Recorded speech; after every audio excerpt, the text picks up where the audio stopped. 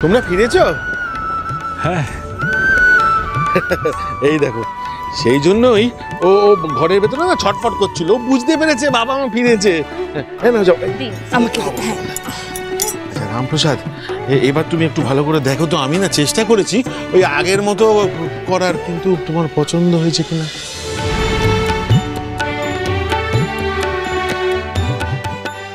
কি গো ভজাদা, হ্যাঁ এ তো একেবারে নতুনের মতন হয়ে গেছে গো। তুমি করলে কেমন করে? আমি করতে পারতাম। আচ্ছা থাক থাক, এইসব কথা পরে হবে। তুমি আগে বলো যে ওখানে কি হলো, মানে তোমার লেখা বিদ্যা সুন্দর শুনে মহারাজ কি বললেন? আপনি আর বলবেন না দাদা, সে এক অভাবনীয় ব্যাপার। ওনার লেখা বিদ্যা সুন্দর শুধু মহারাজ নন, ওখানে যে সমস্ত জ্ঞানীগুণী মানুষেরা ছিলেন সবাই খুব পছন্দ করেছেন। আরে বাহ, এ তো জবর খবর। তার থেকেও বড় খবর হলো ওনাকে মহারাজ কবিরঞ্জন উপাধি দিয়েছেন। কি বলছো, কি কবিরঞ্জন? তার মানে আমাদের রামপ্রসাদ এখন শুধু রামপ্রসাদ সেন নয়, কবিরঞ্জন রামপ্রসাদ সেন। এই দেখো দেখো, তোমার লেখা সবার পছন্দ হবে সে বিশ্বাস ছিল, তুমি তো একেবারে উপাধি বাগিয়ে এনেছো। হ্যাঁ, ধন্য ধন্য রামপ্রসাদ। না না, শুধু রামপ্রসাদ নয়, ধন্য কবিরঞ্জন রামপ্রসাদ সেন, তুমি ধন্য।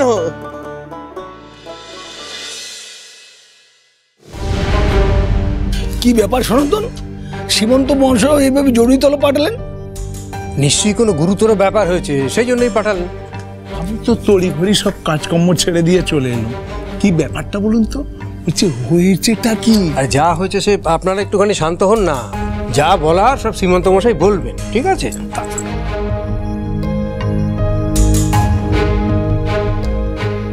তোমরা সকলেই বোধহয় শুনেছো যে রামপ্রসাদ কবিরঞ্জন উপাধিতে ভূষিত হয়েছে। জানি জানি। এবং এও জানো যে মহারাজ যখন কোনো উপাধিতে কাউকে ভূষিত করেন তখন তাকে জমি বাড়ি অর্থ দিয়ে পুরো ভরিয়ে দেন। হ্যাঁ, এবং রামপ্রসাদের বেলায় যে সেটা হবে না তা তো নয়, কিন্তু রামপ্রসাদ মিথ্যে কথা বলে আমাদের কাছে চেপে যাচ্ছে। কেন চেপে গিয়ে ওর কি লাভ? আর আমাদের না বললেই বা কি হয়েছে? তোমার বুঝি খুব গায়ে লেগেছে না? হ্যাঁ, ওর উপর তোমার খুব সহানুভূতি দেখছি। এই যে ওর প্রতি কেউ যদি সহানুভূতি দেখাও তাকেও এক ঘরে করে দেবো। কি জাগছে নাকি আর কারো সহানুভূতি ওর উপর? ওই রামপ্রসাদকে পরখ করে দেখতেই হবে। কি করে পরখ করবেন সীমন্ত মশাই?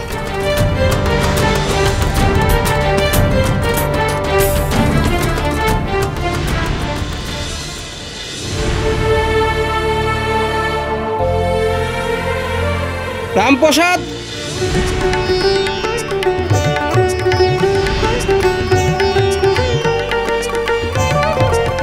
আরে এই যে রামপ্রসাদ, একটা ভালো খবর পেলুম। মহারাজ নাকি তোমাকে কবিরঞ্জন উপাধি দিয়েছে। আরে হ্যাঁ, ঠিকই শুনেছেন। মহারাজ রামপ্রসাদকে বিদ্যা সুন্দর লিখতে বলেছিলেন, তা রামপ্রসাদ লিখেছে। আর সেই রচনা শুনে খুশি হয়ে মহারাজ এই উপাধি দিয়েছে। কুমারহাটে কবিরঞ্জন উপাধি আগে কেউ পেয়েছে বলে তো জানি না। আরে কি জেসে লোকের কথা নাকি? হ্যাঁ, আরে তেমন এলেম থাকলে তবেই এই উপাধি কপালে জোটে। হ্যাঁ, তা বটে, তা বটে। এবার দেখবেন এই কুমারহাটের নাম কেমন দিকে দিকে ছড়িয়ে পড়বে। হ্যাঁ, থাক না এসব কথা। থাকবে কেন?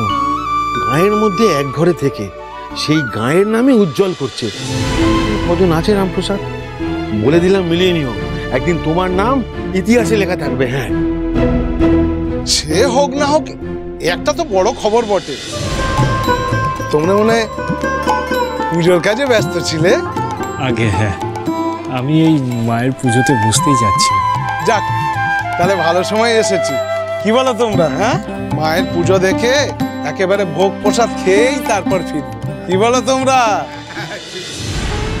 বাহ, এ তো ভারী সৌভাগ্যের ব্যাপার। বেশ তো, আপনারা সকলে এখানে বসুন, আমি মায়ের পুজো শেষ করেই আসছি।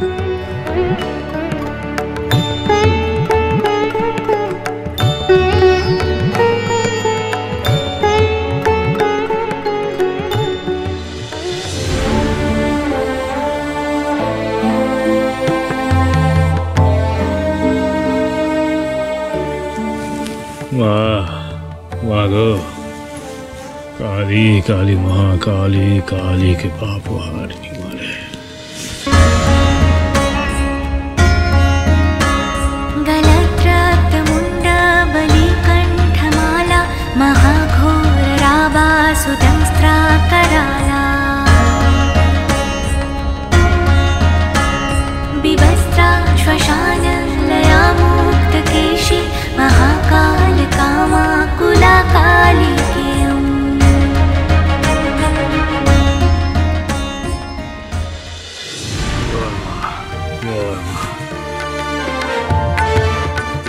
সর্বাণী, মাকে ভোগ নিবেদন করা সম্পন্ন হয়েছে। এবারে আপনি বাইরে প্রসাদ বিতরণের ব্যবস্থা করুন। আচ্ছা। ভজাদা, রামপ্রসাদ, রামপ্রসাদ, কই গো? তুমি নাকি সবাইকে মায়ের ভোগ খাওয়াচ্ছ? হ্যাঁ। আরে ভোগ নিবেদন হচ্ছে বলেই তো আমরা এখানে আছি। বিনা নেমন্তন্নে এলাম বলে কিছু মনে করলে না তো? না না, এ আপনি কি বলছেন? কিছু মনে করব কেন? সেই তো, মনে তোমার এখন বিরাট ফুর্তি। একে তুমি মা কালী স্নেহধন্য, তার উপর আবার কবিরঞ্জন উপাধি পেয়েছো। আনন্দ ভাগ করে নেওয়াটাই আসল আনন্দ। বটে বটে। রামপ্রসাদ, বলছিলাম কি যে কি হচ্ছে কি, ওরাও বলে যাচ্ছে আর তুমি হাসি মুখে মেনে নিচ্ছ? হ্যাঁ, ওইটুকু ভোগ এতগুলো মানুষ কি করে হবে বলো তো? ভোগ বলে কি সে ভোগ দেওয়া যাবে না? তা কখনো হয়? না কিন্তু কিন্তু কোনো জায়গা নেই। দাদা, এগুলো আমার মায়ের প্রসাদ, আমার মায়ের প্রসাদের ব্যবস্থা মা নিজেই করবে। রামপ্রসাদ, রামপ্রসাদ, আরে তোমরা এসেছো? রামপ্রসাদ আজ মায়ের পুজো দিয়েছে, ভোগ বিতরণ হবে এক্ষুনি। বাহ বাহ বাহ, খুব ভালো, খুব ভালো। দেখো আরো লোক আসছে। ভালো তো, ভালো তো। আরে কি ভালো তো, এ কি হলো বলো তো? তবে আমার মন বলছে যে আমার মায়েরই ইচ্ছা। কথা তুমি বলছো? একটা কথা বলে দিচ্ছি, এরা যদি ভোগ না পায় না, তোমার নামে অকথা কুকথা বলবে, তখন কিছু বলতে পারবে না। এই যে বউটান, দেখো দেখো কাণ্ড দেখো, এতগুলো মানুষ আর ওইটুকু ভোগ। আর রামপ্রসাদ বলছে হয়ে যাবে, কিন্তু কি করে হবে সেটা আমার মাথায় ঢুকছে না। এইবার পড়েছে বিপাকে, এবার দেখবো এখান থেকে কি করে উদ্ধার হয়। উদ্ধার পাবে কি করে? হ্যাঁ, উজ্জ্বল মুখ ওখানে করে এসে এখানে তো মুখ পুড়বে গো। কি গো রামপ্রসাদ, ভোগ কখন পাবো আমরা? এই তো হয়ে গেছে।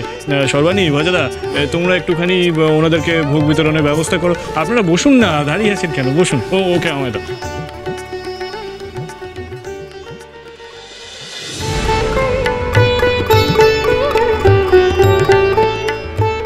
কার মুখ দেখে যে উঠেছিলাম আজ, এমন হঠাৎ করে একজন সাধকের বাড়িতে ভোগ জুটে যাওয়া কি মুখের কথা? সর্বাণী, এই পাত পড়ে গেছে তো, ভোগ নিয়ে আসুন। এখনো তো আরো ধাক্কা বাকি।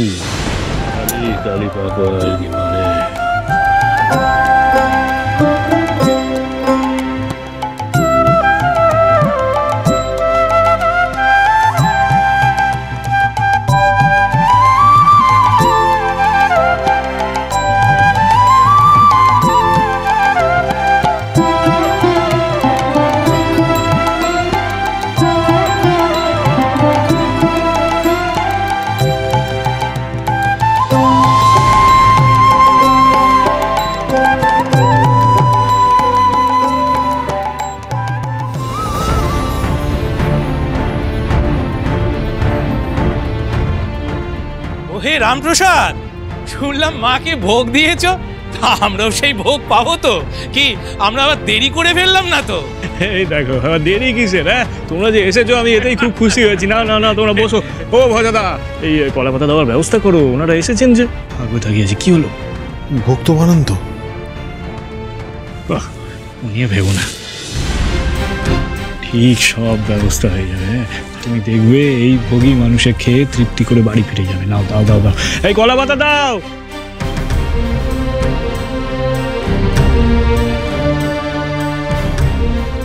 এতগুলো লোককে এইটুকু প্রসাদ দিয়ে কি করে খাওয়াবো?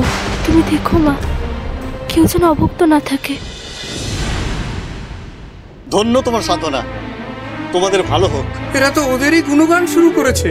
খাবার নিয়ে ভাবি না, দুটো অন্য ঠিক জোগাড় হয়ে যাবে এখন। দুটো ভিক্ষে দেবে গো আমায়? এখন তো খুদ কুড়োটুকুও নেই। আসলে আমাদের তো অভাবের সংসার, দুমুঠো অন্ন দেওয়ার মতন অবস্থা আমাদের নেই। ভবিষ্যতে কার কপালে কি লেখা আছে কেউ কি বলতে পারে?